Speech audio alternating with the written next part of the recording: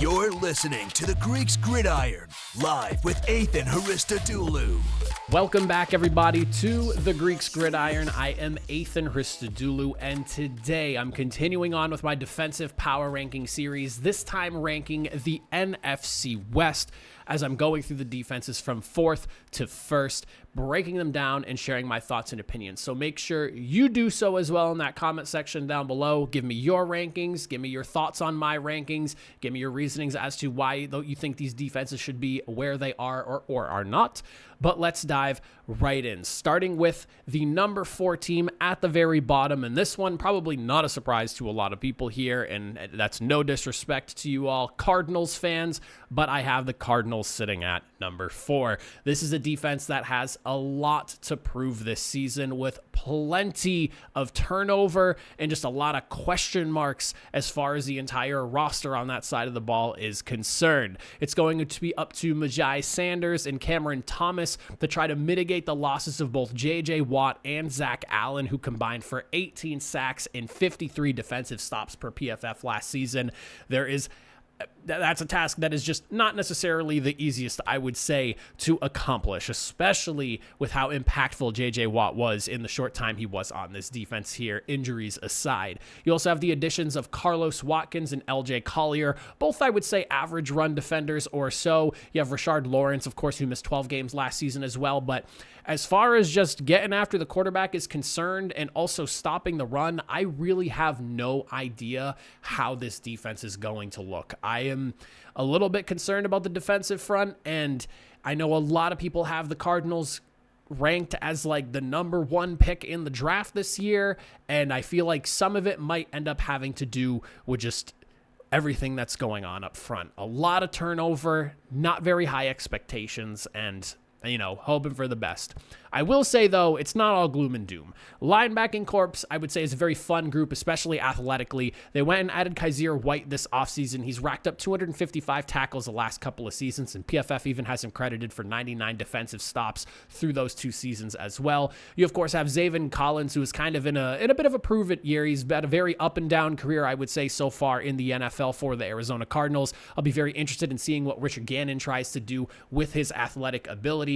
And then there's, of course, Isaiah Simmons, who at this point, is he even a linebacker anymore? I don't necessarily know, but I mean, I guess he was drafted as one. Whether that's still what he is now, I don't really know. I mean, he had 409 snaps playing out of the slot last year in 2022. So whether he is a 6'4", 200 and some odd pound cornerback for you, or if he's playing interior as a linebacker, I don't really know what his position technically is anymore, because he's just such an athletic freak. But he is someone that makes that linebacking corps a little bit more exciting, I would say. And if things don't go well, you can keep an eye on guys like 5th round pick Owen Papo, who showed he could do a little bit of everything at Auburn. So it's a lot of athleticism and excitement as far as the linebacking corps goes. But do you know what you're going to necessarily get? Not really. As for the secondary, you did lose Byron Murphy this offseason, so tough blow to the cornerback room, but you do still have safety Budda Baker leading the way for that group as a whole. Marco Wilson did show some improvement in year 2 coming out of his first season, notching 3 interceptions last year, so you're hoping to see him continue to grow. However, obviously some changes going on in Arizona could maybe set him back some, but you're hoping Rich Gannon and his specialization on defense there should be able to help get the most out of him. You also have Antonio Hamilton Sr., who will be working opposite of him outside as well. And then, like I said, Isaiah Simmons, I guess I'm throwing into this conversation as well, because I don't really know whether he is considered a linebacker or a cornerback anymore, because again, 400 and some odd snaps at the slot position last season kind of throws your position out of whack and what you're necessarily considered, whether he's just so athletic they put him there, or if they do consider him a corner on the roster. I don't necessarily know, but Isaiah Simmons is a guy that does sit there and play slot at 6'4", 240 pounds. So, I mean, we'll see how that shakes out there, but there's just, again, losses, question marks, uncertainties all about. I don't really know if I can buy into the Cardinals defense beyond the number 4 spot for this division here. Now, going into the number 3 spot, I am settling on the Los Angeles Rams here, and I'll preface this by saying that I kind of look at this division as like the Cardinals, Rams, and then you have the other two teams in the division as well. And we'll get into where I have them ranked in a second. So there is kind of like a considerable gap between the two teams. I will say there is a concern in the amount of just veteran leadership that I'm seeing right now at this very moment on this defense. You're looking at 19 first-year players currently rostered for the preseason on this Rams defense.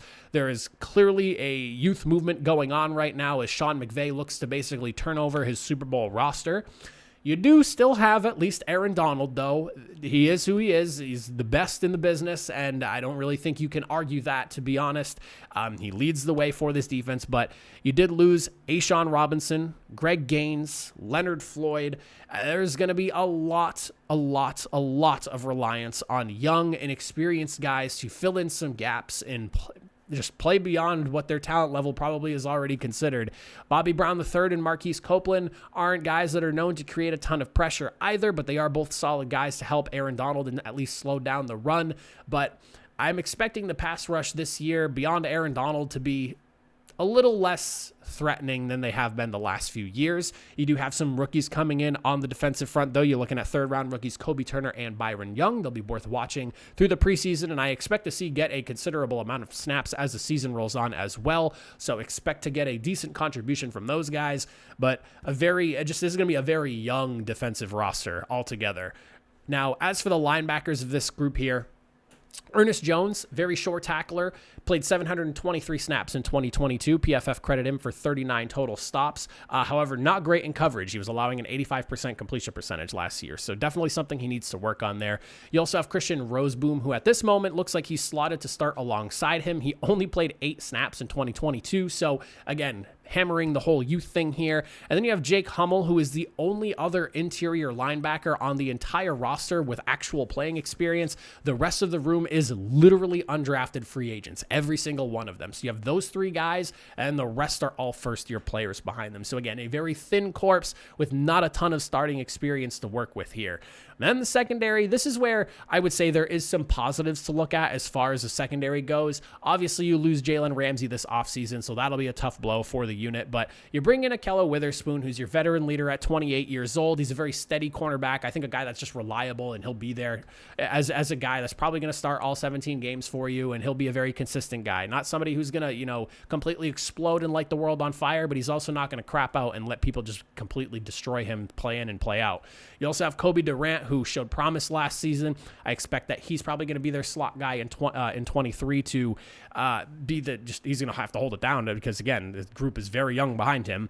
And then Darian Kendrick, who looks to be the guys that the Rams expect to start opposite of Akello Witherspoon. Very strong tackler, could improve a bit in coverage, but overall, I would say a solid choice. And then you also have your safety tandem of Jordan Fuller and Russ Yeast. Fuller basically missed all of last season, and then Russ Yeast, basically a filling guy last year. There is, again, just a ton of youth, and I'm very concerned. And to be honest with you, if you wanted to argue that you think the Cardinals have a shot at maybe having a better defense than the Rams this year, I would say possibly. But right now, with Aaron Donald being on that defense still, you don't have a name like that in Arizona right now that I think lives up to quite his echelon of greatness. So that's why I have the Rams at number 3. Again, there is a lot of youth, a lot of new guys that are going to be getting plugged in this Rams defense here, and it's either going to go really poorly or maybe some of the veterans can hang on and keep things under control. But I will be very interested in watching how this Rams team operates on the defensive side of the ball this year. Looking at the number 2 spot, and like I said, I would basically sandwich the two teams in this way, where you have like a clear 1 and 2 and then a clear 3 and 4. So a little bit of a gap between these 4 teams here when you go into 2 and 1. But I opted to settle with the Seattle Seahawks as my number 2 team. But I will say I do look at them very highly, and I would say that they're like this close with the 49ers here, especially during the back half of last season. It was a very exciting group to watch. Uchenna Nwosu and Darrell Taylor, you want to talk about absolute studs. They combined for 19 sacks in 2022, notching 9.5 apiece. They did an excellent job setting the edge, and then you went and drafted Derek Hall in the second round as well, who from 2021 to 2022, 16 sacks, 24 and a half tackles for loss, 64 defensive stops, and 89 total pressures altogether. You want to talk about excellent depth for those two pass rushers there. Very excited to see how Derek Hall fits in and finds some opportunity this season. The interior, though, is a little bit of a question mark. They allowed 150 yards per game this past season rushing, which was third most in 2022. They did bring in, though, Dramont Jones and Mario Edwards to help shore things up on that interior, and you also went and drafted Mississippi State nose tackle Cameron Young in the 4th round as well. So a clear and concerted effort to try to improve that group altogether, but that was a big weak point for them. It felt like some teams were able to just completely bulldoze over them. So while they were good at attacking the quarterback and disrupting the pass, it just felt like when teams were running the ball, especially if they got the ball rolling, it was like you're just kind of do your best to hold them off and hope that the high flight offense that the Seahawks were working with last year were able to keep up. The linebacking corps, this is one I'm really excited about here because I'm happy to see that Bobby Wagner is reuniting with the Seattle Seahawks after a year hiatus over in LA. I know he got to go back home and do the thing with the Rams last year. Did not quite work out with them as expected. So now he's back home with the Seattle Seahawks and he reunites with Jordan Brooks. And these two guys are just absolute tackling machines. If you look back at what they did together in 2021, they racked up 354 total tackles as a duo. I would argue when they were at their peak, they were one of the best linebacking duos in the NFL with what they were doing. And then you also have some excitement at the depth as far as depth goes. Looking at you, Devin Bush, from the Steelers, this is a guy who is so athletic. I was really disappointed to see things not work out with him in Pittsburgh, and it's bizarre because Pittsburgh is known for being able to mold their linebackers into being studs, especially with the athletic talent he had. You really would have thought that he'd be one of those guys, but didn't work out. But now he gets the opportunity to watch and learn behind Bobby Wagner, who for a long period of time was arguably the best linebacker in the NFL, and I wouldn't even say arguably. I would say he was the linebacker in the NFL. Working along Jordan Brooks, I think that's going to be a really good duo to learn from for him. But overall, really excited to see this pairing back in action here in 2023. And then you have the secondary. And I would argue that the Seattle Seahawks secondary going into this season is probably the best in the NFC West. There is just a lot of talent and a lot to be excited about with this grouping here. You, of course, have Tariq Woolen, absolute star last season, and I feel like doesn't quite get the recognition he deserves because, he plays zone and he only plays on one side of the field. Well, that's how defensive schemes work sometimes. Not every cornerback needs to be a follow the best wide receiver on the team man cover guy. Sometimes schemes are designed the way they are, and Tariq Woolen, with all the athleticism in the world and being a guy that people were like, such a raw talent, but he's not ready to be a guy yet. For him to explode in the NFL the way he did last year in his rookie season and be as good as I was hoping he would be, very happy with how things turned out for him. 6 interceptions, 16 passes defensed. He had 3 fumble recoveries as well. The guy was a machine last season. Then you go into the draft. You pick up Illinois cornerback Devin Witherspoon in the 1st round. When you look at 2022, not a single touchdown allowed. He had 3 interceptions and 14 pass breakups. He can play in the slot. He can play out wide. There is plenty to be excited about with these two pairing up as the premier corners in the Seattle Seahawks defense. And then as far as the safeties are concerned, I've got to say this. This is probably, if healthy, if Jamal Adams can get back, one of the deeper safety rooms in the NFL altogether. Jamal Adams, he's your in-the-box guy, hard-hitting tackler. He can play up front really close to the line of scrimmage. That's going to be his job and should be his job in Seattle's defense this year. How does he fare from returning with his injury that he dealt with last year? Obviously, we'll have to see, but really like what he can do when he's utilized correctly. And then you have Quandre Diggs. He's your drop back deep safety guy. He is the perfect complement to Jamal Adams' game. Strong cover guy, ball hawking type of safety. He can force the turnovers and make them happen, make those plays when you need them most. And then you have a guy like Julian Love as your depth guy or your third safety here, because it seems like teams are opting to go with third safeties now as legit players on their defense. Coming off of his best season so far in his short career, I was pretty shocked to see New York let him walk, but I'm assuming it just kind of came down to money maybe. I don't really know, but I thought he was an excellent piece on that defense there, and he was somebody that I was hammering that the Giants needed to bring back for this year, and ultimately they let him walk. He comes to Seattle, and this is, again, excellent third safety, if not great depth for Seattle. This is a guy to keep an eye on here and someone who I think could make some noise. This is a secondary that I'm very excited to watch because I think that they're only going to improve upon what they did last year, and that's going to be good. Again, struggled against the run. There were at times where the secondary was getting torched, but it felt like they kind of got themselves together towards the back half of the season. And going into this year now with the additions that they made and guys going into their second year or just coming back from injury, this should be on paper a very strong group. And then finally, of course, the number one team, the only one that's left, the San Francisco 49ers round out my 4 here as the top defense in the NFC West. I mean, and it's really hard to argue against this unit here. You look at them. Defensive front, you have Nick Bosa, best pass rusher in the NFL. He's waiting to get paid right now. I'm not concerned about how that whole thing's going on with his holdout. He's going to be playing under the most lucrative pass rushing contract you're going to have in the NFL's history. You have Eric Armstead, who's been an excellent run defender for this team since 2015. Hopefully he can get back to form following the injury he dealt with in 2022, but I'm not really concerned about it too much.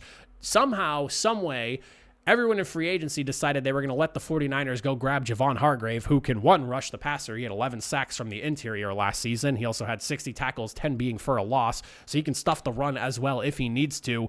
And then you have second-round pick Drake Jackson, who he's essentially getting his time to shine now as the opposite end of that defense there. He's playing opposite of Nick Bosa. And then there's a guy that I'm going to be keeping an eye on because I'm curious to see how this works. Clelin Ferrell coming to San Francisco here from Las Vegas.